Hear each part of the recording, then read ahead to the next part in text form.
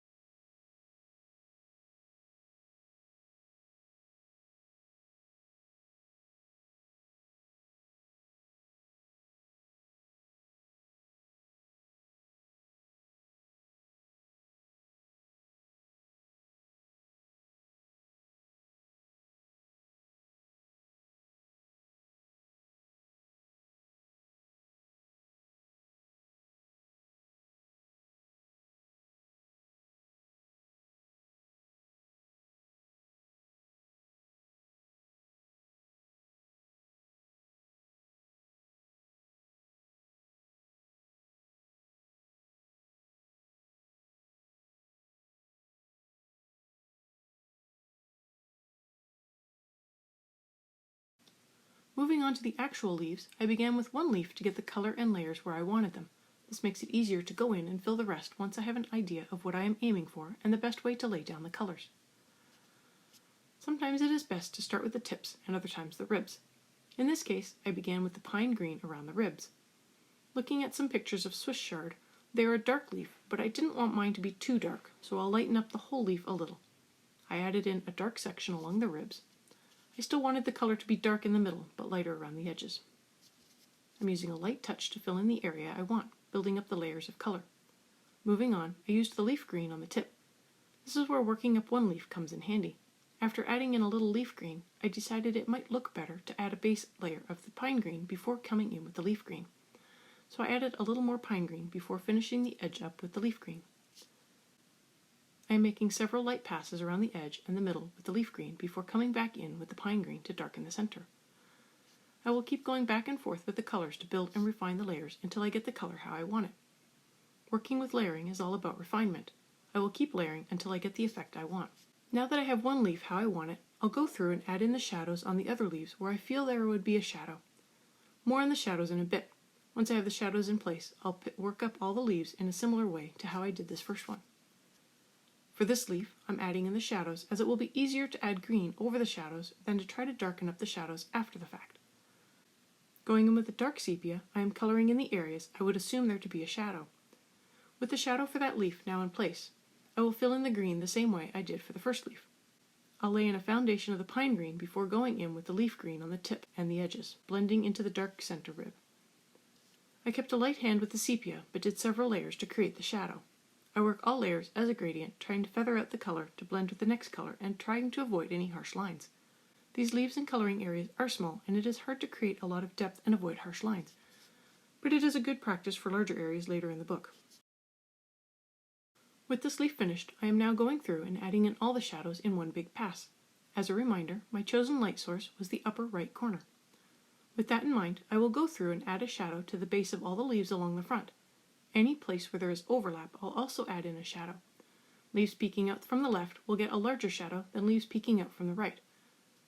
It may seem I am going quite dark, even with a light hand, but once I add in the pine green, the sepia will require at least another layer, if not more. It takes some experimenting to know how dark to go. That is why I try to work up a test leaf, and even then I had to go back and add more sepia to darken up the base. If in doubt, go light. It is easier to add more, but harder to erase a heavy hand. The shadows do take some time, but I wanted to make sure I had them all in the right places. The sepia layer acts as a placeholder for later layers.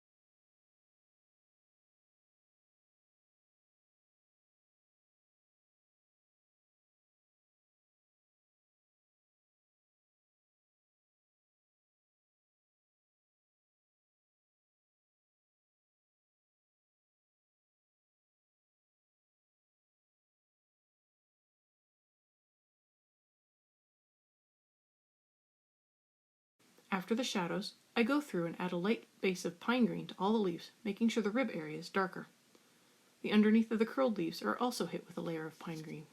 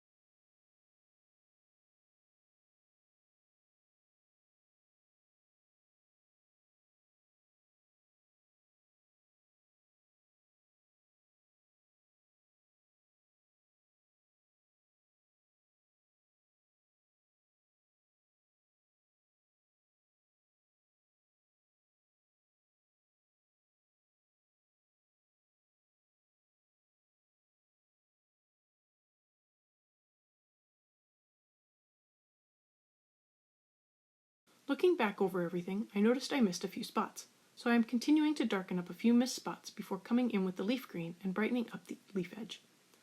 I am working my way across the entire spread with the leaf green. This will be a back and forth process with the two greens as well as the sepia to darken up the shadows.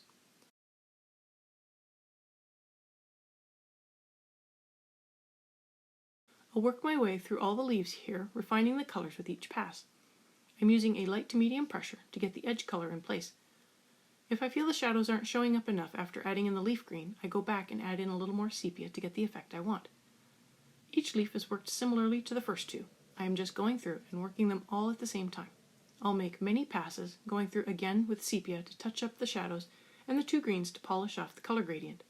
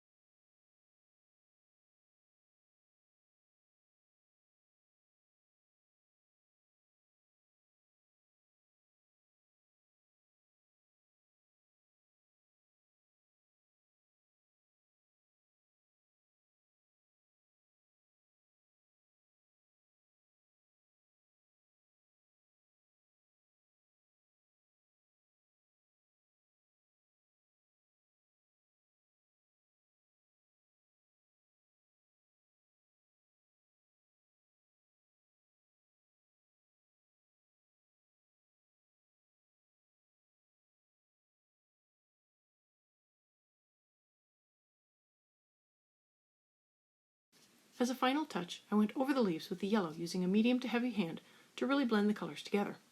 I essentially burnished the leaves, and my wrists were not happy. This did help brighten up the green a little and really fills in the tooth of the paper, but I didn't feel it was worth it as I had mostly filled in the leaves to where I wanted them. The burnished area didn't have a significant effect to justify the later wrist pain. If pressing hard hurts, work the leaf using a sharp pencil to really fill in the tooth of the paper.